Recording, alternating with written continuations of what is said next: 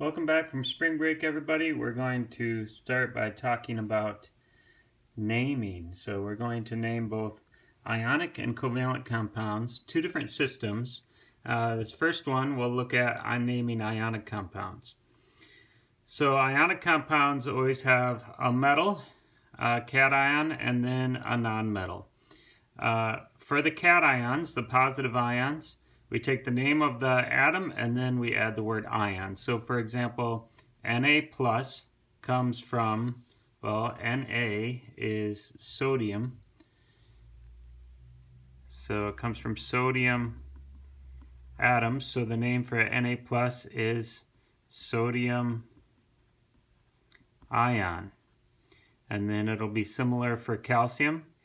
Ca2 plus or plus 2 comes from the calcium element, so that's calcium, and the name is calcium ions, or calcium ion.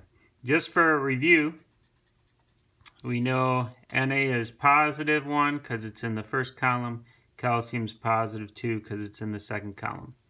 Now once we get to these transition metals, then the charge can vary. And so because we don't know the charge, we have to indicate what charge it is in the name.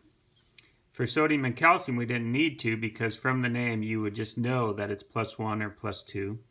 But transition metals, we have a Roman numeral to indicate what charge. So for example, Cu+2, Cu is copper, and it can have a +2 ion, and that would be called copper, and then in parentheses 2 ion. But Cu can also be +1, and that would be copper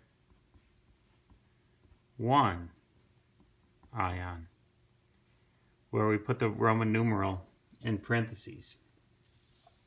Okay. Naming the anions, it's a little different. So anions are the negative ions, and there we just end with IDE as a suffix, so ide.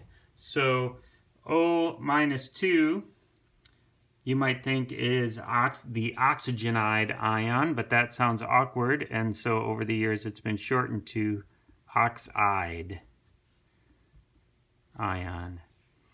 And Cl-, Cl is chlorine, but to have the suffix, it's chloride ion.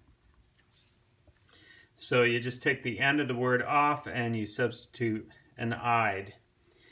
Okay, so then to name the ionic compound, which is going to have both the cation that we went over in the first page and the anion now on this page, you squash those two names together and that's your compound.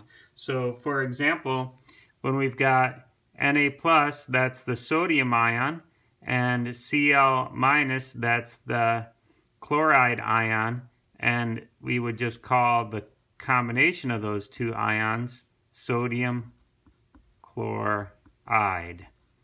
So you drop the words ion when it makes a compound, because the charges cancel each other out. So sodium is the metal, we name that first, and then the non-metal but with the ide ending. So sodium and chlorine is sodium chloride. See if you can do the rest of these, and then we'll talk about polyatomic ions.